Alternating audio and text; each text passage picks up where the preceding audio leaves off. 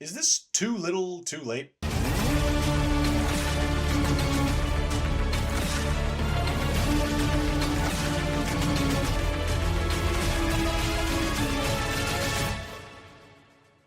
So as far as I understand it, this is the first wholly original episode from the new creative team since the show got overhauled. Like every other episode that we've seen thus far has been using the original plan interspliced Frankenstein style with a bunch of reshoots and rewrites, except for episode 5, which was entirely done before the overhaul began. And obviously the pilot had the most work done to it to incorporate a lot of the characters from the Netflix show that the original plan didn't have, but this episode is the first one to fully feature new creative direction from this new production team. And yeah, it shows. Now, that's not to say that this is a perfect episode because there's still plenty to criticize, but it feels the most in line and connected to the Netflix show than most of the rest of the episodes have. Honestly, after Muse and White Tiger got dispatched far sooner than I expected them to, Bullseye was the part that I was the most excited for, and the fact that we had to wait around for this long before finally picking up with him again was pretty annoying. Like, had they gone with the original Daredevil Season 4 plan to flesh him out and fully embrace him as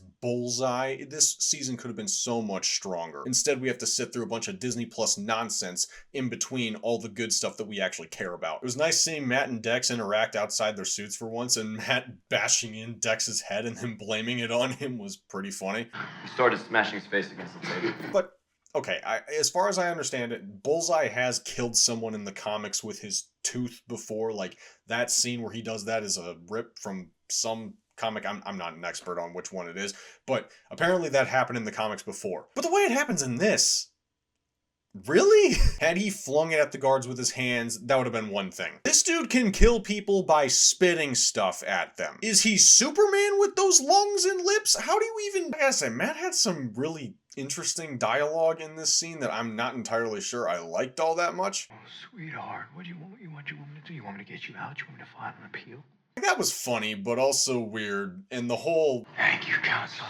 Cute. I really don't like that. I mentioned it before in my episode 6 review, but the fact that Matt is now just kind of flippantly dropping the F-bomb every now and then, it just feels so weird, especially considering he went 3 seasons, 4 if you count Defenders, without ever using it, and just now he is. Well, what about Wolverine being in like 7 PG-13 movies, and then when he gets to Logan, it's rated R and he's cursing all the time? Yeah, well, that works because Logan was always a bit of a more foul-mouthed X-Men. Holy shit. Yeah, I'm Eric Lensher. Tell Xavier. Go f yourself.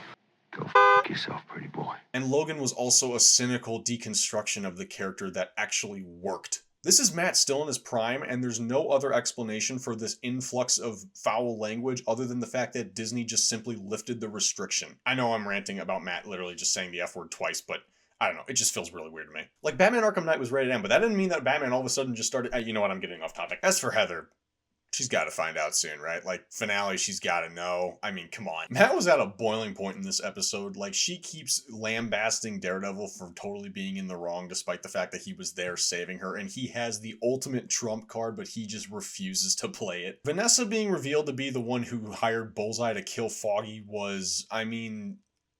It was shocking, to say the least. It's not something that I couldn't have predicted, but then the more I thought about it, I don't really understand how that worked. So Fisk was out of town and Vanessa would be calling the shots. That tracks. Vanessa hates Matt because he threatened her if Fisk were to ever expose his identity, so it makes sense why she would want to make a move against him. And she wants to make Matt suffer by killing his friends. Okay, this all makes sense. So she hires the guy who wants her husband dead after her husband killed the girl that this guy loves and also paralyzed said guy.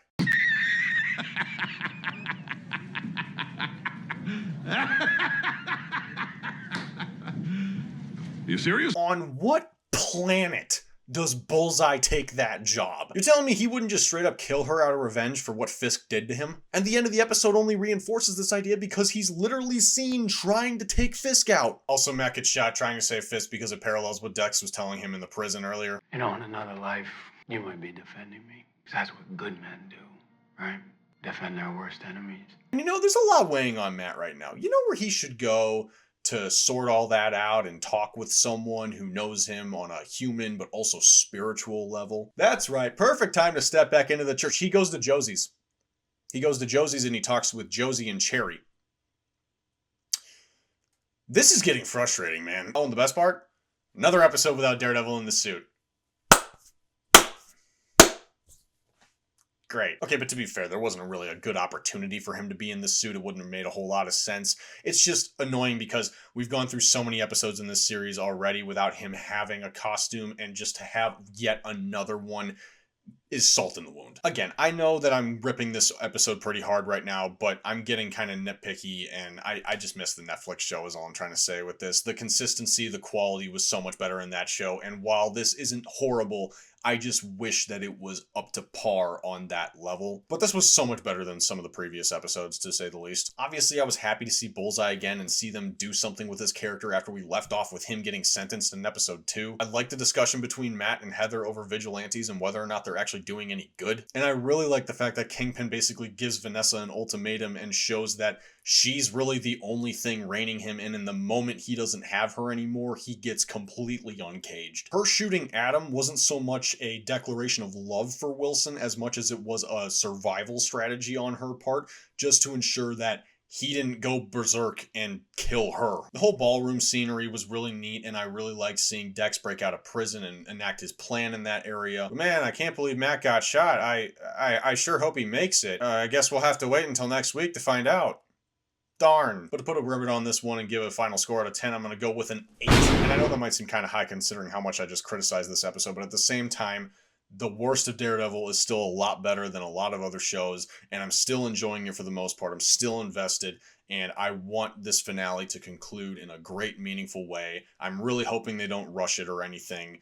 I'm assuming Punisher is in the finale. I expected that they would probably wait and hold him off until the last episode. So I'm hoping that it's good, and we'll see how season 2 goes next year. But let me know in the comments what you thought about this week's episode. If you're excited for the finale, have you seen the show at all, or have you just been keeping up with reviews because you don't really trust MCU anymore? And quite frankly, I wouldn't blame you. But if you're going to disagree with someone down in the comments, don't be a jerk and go at each other's throats. It's just a show after all, not the most important thing in the world. But if you want to support this channel, you can like this video if you like this review, subscribe if you want more videos like this, and hit the bell so you know when I'm uploading. And if you want more from me that isn't just YouTube videos, you can check out the links in my description. It'll take you to 4 social media platforms where I post tons of reviews that don't always make it onto this channel, and the ones that do wind up making it onto this channel, I always post a review on those other platforms long before I edit together a video. So be sure to check that out, and until next time guys, God be with you, and take care.